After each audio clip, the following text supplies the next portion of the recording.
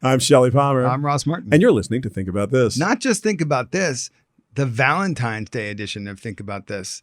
The more you kiss, the less you tell. You're dating an OS? What is that like? It's great, actually. Happy artificial Valentine's Day, everyone. I'm feeling very artificial today, Ross. You are not looking artificial, but I also can't see your full body right now. No, because I'm just a disembodied voice in a podcast, but I could be a robot, or I could be a robot pleasure unit. I could be anything to you, Ross. I could be the person that you've always wanted to talk to. I could be the sports person that you always aspired to be. I could just be me. I could be anything. Well, with all of that creepiness and gross outness. Disgustingness. It's disgusting. Happy Valentine's Day. Oh, you too, honey. People are going to be listening to this podcast and going like, God, those were the days. Yeah, I think that's true. When we could actually just talk to each other. Yeah. Watching Samsung's Neon, their artificial life experiment, their artificial idea of like what a flight attendant might be, what her is basically, with an embodied her with a deep fake body.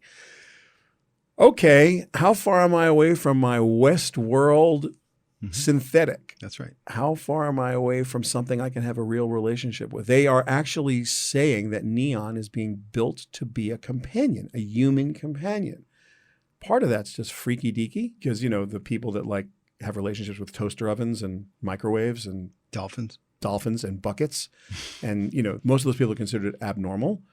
But if you have a relationship with an artificial, are you abnormal? And I asked the question when Westworld came out, if you have sex with a robot, is it cheating? Ross, if you have sex with a robot. You know that I went home and asked that question of my wife. Did you really? And what did Jordana Morton have to say? Her question was more about how much of an emotional investment am I making in that machine? How much do I care about it? How much am I giving of my heart to that machine? And my response was, I think my relationship with a machine would be more transactional. And not a two-way exchange of emotional anything. So when I had this conversation. But when push comes to shove, I don't really know. When push comes to shove? Yeah, I don't really know what's going to happen when I have a relationship with a machine, which has not happened yet. I know you like yourself. I don't want my wife to have a relationship with a machine, and I know what you're thinking, that has a face. I just don't want it to have a face. That's it. So we have questions for the universe. Question one for the universe is, if you have sex with a robot, is it cheating? That's question number one. You can tweet that to @ThinkAboutThis. Yeah, but number two is that haven't you all had sex with a robot already? You just didn't realize it was a robot. You didn't call it that. You called it something else. Yeah. What'd I call it? I don't know. Yeah. Okay. There are kids listening to the show. Yes, so. This is for general audiences. Except that we're at a crossroads now. We weren't in 2016 when Westworld came out. Some of this was completely science fiction, and the Turing test was years away in anybody's mind. And here we are just 4 short years later. And it's just science. And now it's just what you do. Now Samsung fiction. is bringing it out at CES. Here it is, folks. And if you were running around some of the halls at CES, you saw a lot of devices that we used to call personal massagers that fit all kinds of different things. And many of them were adaptable to your smartphone, and many of those were able to understand things that, let's just say, your average toaster oven wouldn't normally understand. And by virtue of that, you can all understand that Valentine's Day next year is not going to be the same as Valentine's Day this year. Nope. You're probably going to be in love with a machine. And that machine is going to express itself to you in ways that make you believe it's in love with you too. You believe that the ghost of Valentine's Day futures is showing us a future where many people are in relationships with artificials. Yes, of course. Definitely. Valentine's Day is going to change forever. And that's happening pretty soon. What does that say about humanity in general? We're lonely, and we're often not finding people that are compatible with us for the long haul. And we don't have to suffer anymore. Not me. I'm fine. I'm good. I found my person. As long as your robot doesn't have a face, you're good. I don't need a robot. My wife doesn't need a robot. I don't want her to have a robot with a face. I got that. A lot of people that you and I know are just going to not talk about this. Well, that's why I think it's important for us here to think about this as a public service, to talk about what the story is here. Are we really going to have a generation of children who are going to have relationships Yes. with artificial This things? is like coming out of the closet when you were gay. The new closet is I'm dating an artificial. You're dating an artificial, and you just don't want anyone to know because it's embarrassing. Why couldn't you find a human? You're freaking me out. No, seriously, this is terrifying. But it's real. I mean, here's the thing. If I had a creative companion, like the thing we're building, the AI we're building to assist in composition, it's a creative companion, but I treat it as a tool. I haven't anthropomorphized it. I haven't given it any of the Alexa stuff. You can't talk to it in any way that makes you think it's human. You basically work with it in a nonverbal way. Yeah. If I anthropomorphized it, I wonder, I don't know what would happen. Nothing good would happen. Let me say this. In the next couple of years, you're going to walk into the homes of people that you know. And for the most part, you're not going to see the robot that they are in a relationship with because they're going to be embarrassed. So that robot is actually going to be in the closet. So it's not. You're thinking this robot's a thing, like an actual like It is a bipedal thing, and not just a virtual thing. You're thinking that there's a bipedal mechanical you robot. can play with the form factor however you wish, I and think people will. I think it's going to be an Alexa skill. Whether you're attracted to R2-D2 or you're attracted to C-3PO, like you do you. But what I'm saying is, whatever the form factor is, That really takes shiny metal objects to another place, doesn't the it? thing that you are, quote, in a relationship with, I'm not calling it love. It's going to be an Alexa It's skill. going to be in the closet. I accept that. Because it's embarrassing to walk into someone's house and see that maybe they're married. And then there's this other creature that's designed to just give them pleasure.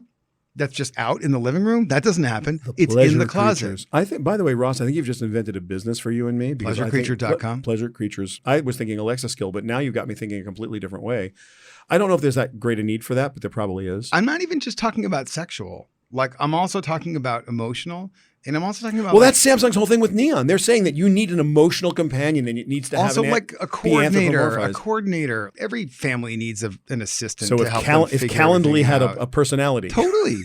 Totally. But do you want everyone to know that you're relying on a machine to do all that stuff that we're supposed to I rely on machines for everything now. Why wouldn't I? it's going to be still embarrassing for I mean, years. I have Waze set up with a female British accent, and I have my Alexa set up with a female British accent because I like Miss Moneypenny around me all the time. Yeah. I don't have a relationship with her thing. I think it's cute that I think you do have a relationship. I might. With I don't all know. those things. Now I'm questioning my whole like. You are like the movie Her. You're in a relationship with thousands of things and one wife. But thousands of things that draw emotional energy from Shelly Palmer that you're not giving to your wife. You think? Yeah. She's probably very sad about that. I think if Debbie realized how much energy and emotion you pour into each device, artificial devices, yeah, I think she'd be like, why am I not getting some of that emotional attention from my husband? We're going to have to ask her that tonight, and I'll ask her, and then I'll report back. I mean, that's just. I hope she can think about that. No, that's frightening to me in every way.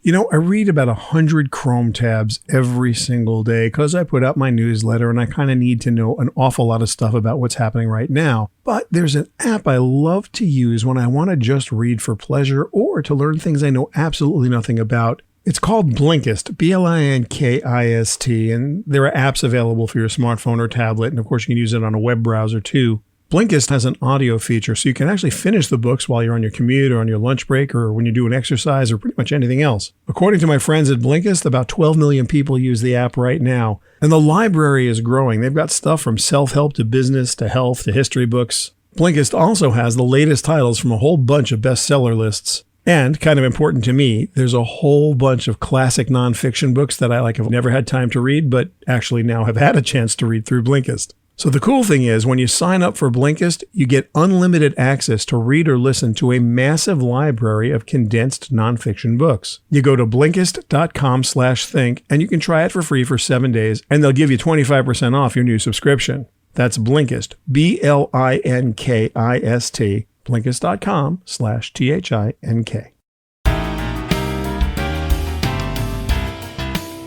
You know, Ross, when I think about robotic sex, I know you think about Laura DiCarlo. that's exactly what I think. It's not inappropriate, but let's explain. We sent our correspondent into the complete chaos of CES. Is that what we call Robert now? Our correspondent? I like Yeah. Robert. He's a person. How dare you call him a correspondent? Well, he's right here, we Robert. sent our awesome producer, Robert Mathers, down into CES hell He survived. with a microphone. And he came back With out stuff. With stuff. Yeah. So let's hear what All he right. got. Laura DiCarlo, the inventor of OSE. Oh, yeah, that's the sex thing. So, explain for our listeners who may not know, what is sex tech? Sex tech is anything that involves sexual health and wellness and technology. It's where the two intersect.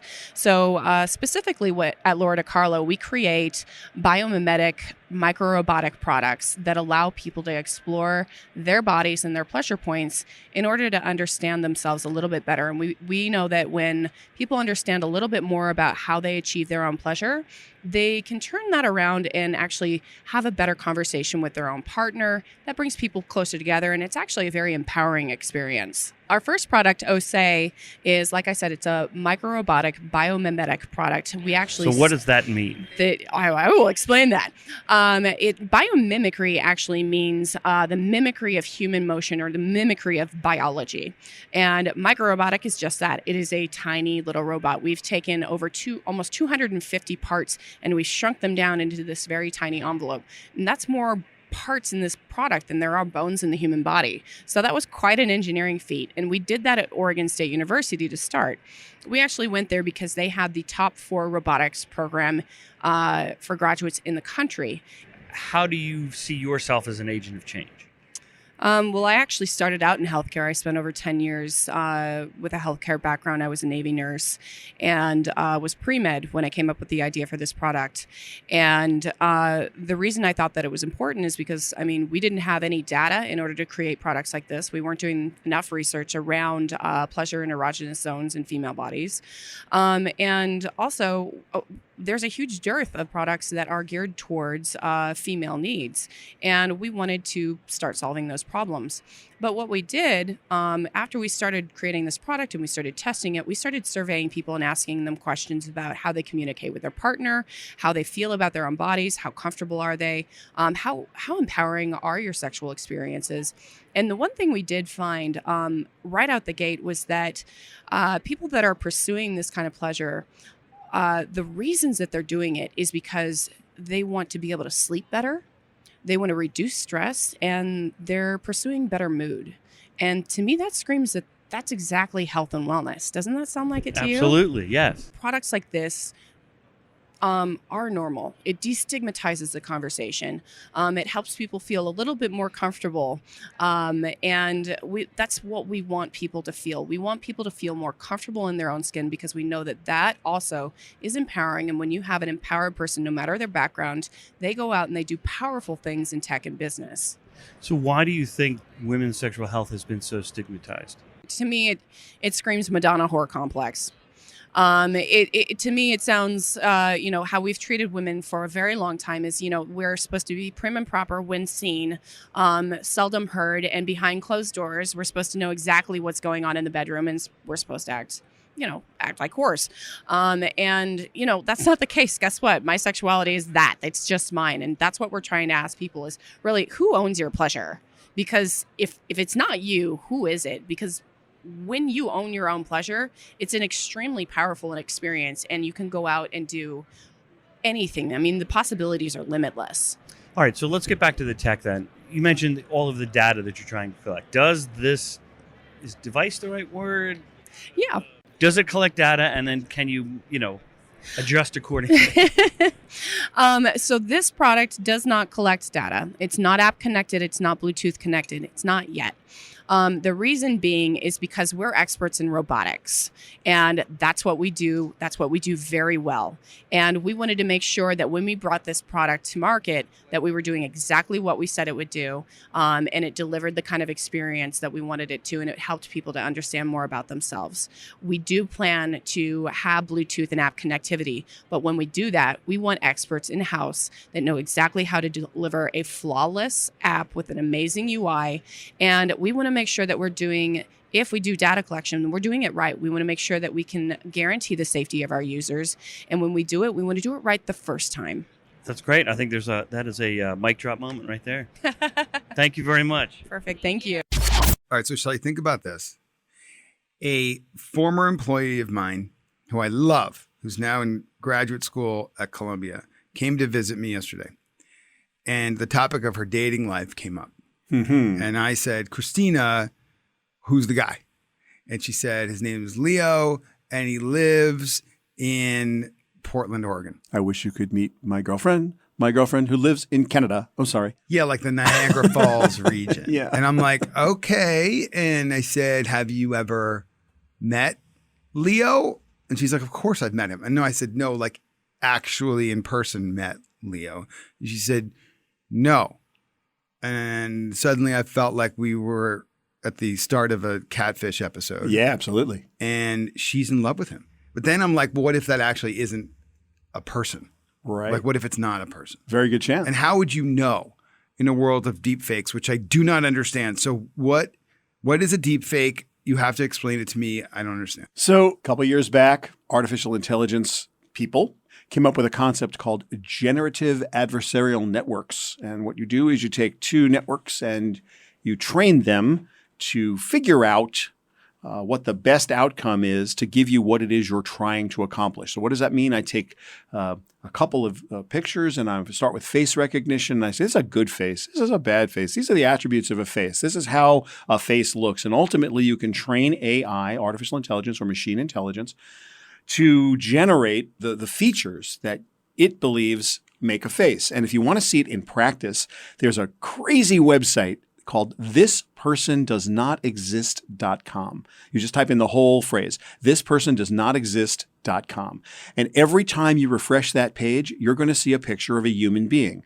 And just like the title of the website says, this person actually does not exist. That's crazy. I'm watching it right now. That's nuts. Yeah, refresh the page. How is that not a person? So no, it's not. And that's the whole point. Wait, that's crazy town. That's definitely right. So you go to thispersondoesnotexist.com and you just keep pressing the refresh button. Every time you refresh, generative adversarial networks that are trained to build faces, build a face that doesn't exist.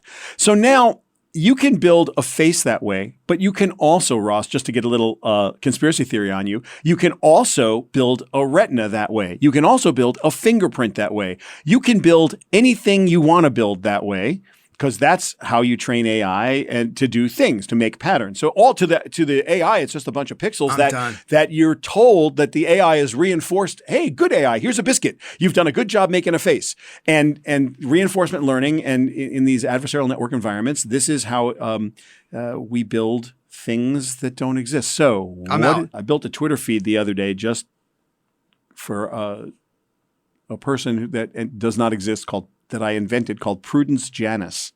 You are so weird. And I took one of these girls and I just gave Prudence Janice a face. And I'm going to give her backstory because not only can I use deep fakes to do her profile picture, which I did. My original goal was to go to Facebook, build a Facebook page. And I was not going to try to fake the fact that I own the Facebook page. I was just going to try and build a fake family. So I was going to take a whole set of family photos and just put the deep fake and make that the subject of the face that I was going to put on every photo. So I've built a family. I'm going to Forrest Gump my way into an identity and a backstory and a Facebook profile and just say this whole thing doesn't exist. I'm not a smart man, but I know what love is. You are on television almost every day. You run a massive and influential consulting business. Yes, I do. You write articles, essays, and newsletters that hundreds of thousands of people read. Thank you. You somehow have time for this podcast. Somehow. Where on earth, what are you doing that you can do this? What time do you have to even make a fake family and then convince there's a Twitter? What are you doing? From my perspective, this is one of the most important subjects we can ever cover. Because, Ross, I believe my own eyes. We're sitting in this room. I'm looking at you. You are here. You're authentically here. And we believe our eyes. We believe where we are. And we've come to suspend our disbelief when we do things like go to the movies. Like that, whatever we're looking at, it's a two-dimensional picture that's moving, and we think we're in a world that's telling us a story. And we believe it. We read a book. In your mind's eye, you formulate whatever it is you're reading, and you believe you're reading it, and you formulate the characters, and you kind of live with those characters. But you know the difference between your imagination and reality. At least you think you do. And I saw your face when you went to thispersondoesnotexist.com and pressed the button a couple times, and your brain wasn't able to actually process that what you were looking at was fake. No. Completely fake. Like the person literally doesn't exist. Now, take that to the next level and tell me, like, do we live in a world? We already live in a world where the best narrative wins, the best story wins, the wikiality wins. Clearly. So if we live in a world where the wikiality is becoming reality, when I add art to that I can't tell, the provenance of truth is actually at stake. That's why I have time for it. Like there's nothing I'm doing that's more important than trying to figure out what this means societally. What does this mean to all of us? Like, holy good night. So now when I start to go to the next level, when these things become both in motion, as if they're really good videos.